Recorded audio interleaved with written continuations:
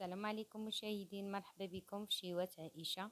اليوم بإذن الله فيديو خاص مع المطيشة. انتم عارفين كنستهلكوها في هذا الشهر رمضان. الله يجعل ربي يدخلوا علينا بالصحة والسلامة وبالسلم والسلام وبالزايد بلا ناقص الجميع.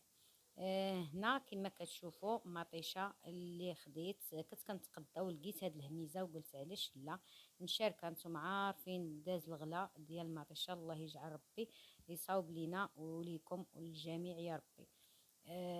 صافي خديت دزت، شفت هاد المطيشه هكا هي كدير 120 ريال. الا عزلتي منها هذيك اللي مقيوسه خلاها ليا ب50 ريال. صافي عزلت هنا راه شي 24 كيلو. قلت علاش لا نشاركها معكم، راه نتوما عارفين غبرت عليكم غبره ديال بصح سمحوا لي. صافي هنا كما شفتوا راني غسلتها مزيان بالخل والماء ونشفتها قرطتها، ما درت لا ماء لا والو. وشوفوا الماء اللي طلقات راها كتطلق الماء. انا هنا ما بغيتش نشفها من الماء، كيعجبني هاد الماء ندير به الحريره كتجي محمضه. نتوما الا بغيتو ما تخليوش فيها الماء زيدوا حيدوا الغلاقه وخليوها تنشف مزيان. هنا انا راني هكا كما كتشوفوا صفيتها جمعتها كلها في الطنجره، وعاد عنبدا نطحن. جمعت داك الماء رديته في جهه وعنفرقه في الطاسات، غنصفيه من داك الغرس وغنصفيه في الطاسات. وغنبقى الايامات الاولى ديال رمضان ان شاء الله نبقى ندير ميكا ديال مطيشه هكا وندير طويصه هكا ديال الماء كتجي الحريره محمضه وزوينه. صافي هنا راني هكاك طلقات الماء، وخا حيت منها الماء طلقات الماء وغنطحنها مزيان. صافي وغنصفيها. وضروري راه كتزيدوا تطبخوها باش كتزيد تعقاد. واخا هكاك الا نشفتوها مزيان كما قلت لكم فوق البوطه بلا ما تطبخوها عطحنوها وصفيوها وديروها في القراعي. اما الا خليتوها بحال هكا خفيفه ودرتوها في القراعي وعقمتوها راها كتولي القرعه. ملي كديروها في القرعه وكتعقموها كيولي الماء بوحدو مطيشه بوحدها. من الاحسن كتزيدوا تردوها فوق البوطه حتى كتعقد مزيان. وكتبدا ملي كطربخ ديك الطربيخه كتولي ثقيله. ملي كتكون فوق البوطه صافي ديك الساعه كنعرفوها راه ما بقاش فيها الماء وعاد كنطفيو عليها. هانتوما ضروري تصفيوها باش كتجي لا دوك الجلود والغرس كلشي كيحيد. صافي انا هنا راه غنبقى مستمره وعندوز. صافي بعد ما ساليتها المطيشه كامله خديت الطنجره وغسلتها، ودابا غنعقم القريعات ديالنا والغليقات كلشي خاصو يتعقم. ما كنبغيش نطول الفيديو كما شفتوا، ما شاركتش معكم ملي غسلت المطيشه وملي قطعتها، راه كلشي كيعرف يقطع كلشي كيعرف يغسل.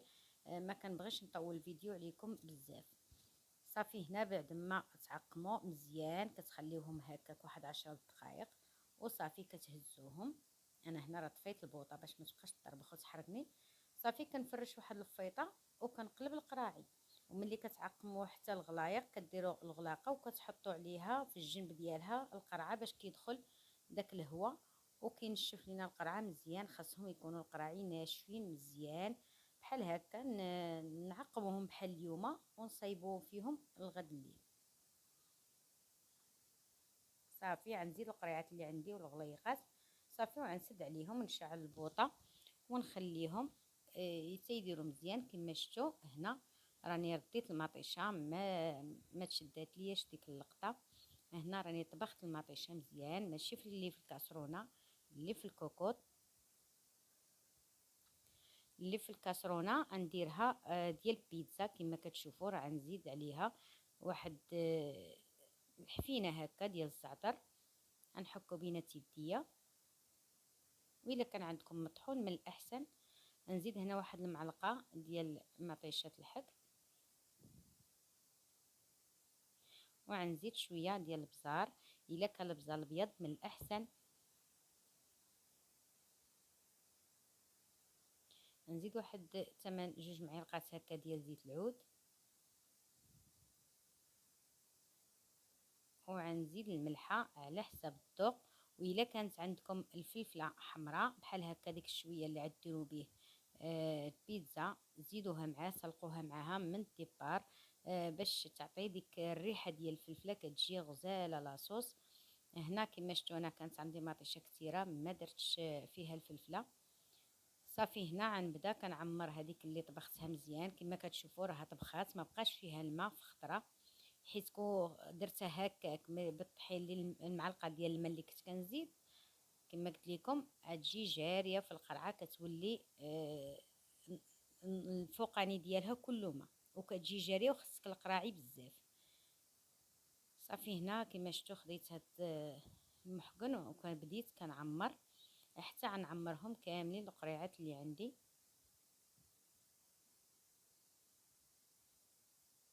وهنا كان صراحه ماشي غنديرها ديما نبقى نستعملها، ولكن الوقت اللي ما يكونش عندي مطيشه، الوقت اللي كتكون عندي الخدمه ما جالساش نوض معطله هكا، نلقاها موجوده حدايا مطيشه. وبعد مره ما كتسيبيش لي تسخر ليك، ما عندكش الوقت اللي تمشي للمارشي، هكا احسن ملي تلقاو الفرصه هكا برمضان ولا بلا رمضان. انا راه كنديرها ديما فيما كنلقى مطيشه هكا رخيصه، كنجيبها ونعقمها ونديرها في قراعي ونخشيها بلاكار، كتبقى تاع عام ما كيطرى لها حتى شي حاجه. وتقدروا تعقموا اي حاجه اللي لقيتوها رخيصه، عقموها، عقموا على القريعات مزيان وعقموها في الاخر كما كتشوفوا كما غندير في الاخر. صافي راه يبقى حتى عام. اي حاجه جلبانه اللوبيا اي حاجه اللي كانت عندكم زايده ديروها، راه ما تخافوش عليها، احسن من الفريغو.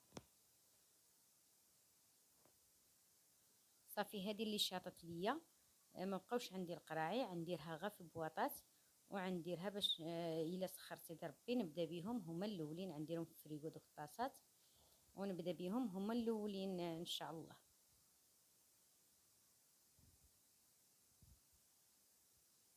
صافي ديك مطيشه كما شفتوا ديال البيتزا راها كطبخ، وكندير عليها الغطايه ونخليها حتى تطبخ مزيان وتولي ديك الطبخه ديالها ثقيله، راه كتبقى طير مطيشه، خصكم ضروري تغطيوها. صافي كما شفتوا هاد الطويصات غنخشيهم في فريغو ونخليهم كل نهار ندير وحيده ديال الماء وحيده ديال هاد المطيشه. صافي وتكون البوطه شويه زايده من تكون كطبخ هكا، حيت لا نقصتو البوطه راه هي كتطلق الماء. هنا درت الماء ودرت الخل ودرت واحد كما شفتوا واحد المنديل من تحت باش ما يبقاوش يطرطقوا هكا القراعي مع الكوكوط. صافي وغنسد عليها.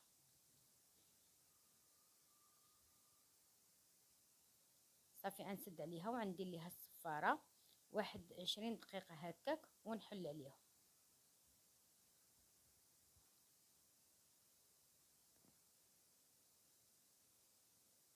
هنا عندوز المطيشه ديال بيتزا، خاصنا من نكونوا نعمروا القراعي تكون المطيشه ديالنا دافيه ماشي بارده. صافي هنا بعد ما دفات ليا بديت كنعمر في القريعات، وهادو راه ينفعوني بزاف. جربوا هاد القضيه وتشوفوا، واخا تجيبوا غير شي هكا 2 كيلو ولا هذا ديروا هاد القضيه وغتنفعكم، ما تبقاوش تعكزوا. بحال دابا لا درنا غير العجينه والعماره كتكون بعدا عندنا هاد المطيشه ساهله موجوده. صافي هذيك اللي بقات ليا راه نديرها في الثلاجه لتحت، وهاد القريعات راني غنعقمهم.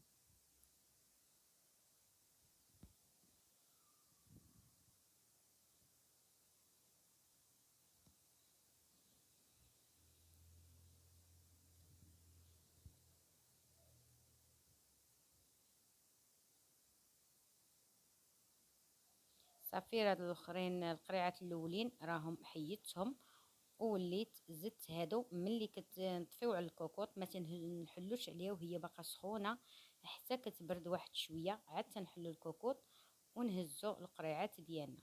من كنهزوهم مباشره كنكفيهم بحال هاد الشكل على الوجه ديالهم. باش في الاخر غنوريكم النتيجه ضروري هكا هاد القلبه هكا باش كتعرفوا مطيشه راها ناجحه. كت بحال الغلاقه كتمص ما كتبقاش. ملي كيكونوا في الكوكوط راه تتكون الغلاقه ديالهم منفوخه. ملي كتشدوهم وتقلبوهم على الوجه ديالهم، تخليهم حتى كيبردوا صافي كتمص الغلاقه لداخل، وبحال اللي كيتجبد الهواء لداخل، كتمص ديك الغلاقه. كتعرفوا راسكم التعقيم راه ناجح 100%. هكا نديرهم في البلاكار وتنسيهم حتى عام، ما تخافيش عليهم. هنا وصل الفيديو النهايه ديالو. كنتمنى ما نطولش عليكم مره اخرى، نبقى نلوح الفيديوهات وتشجيعاتكم. الى عجبكم فيديو خليتكم على خير. السلام عليكم.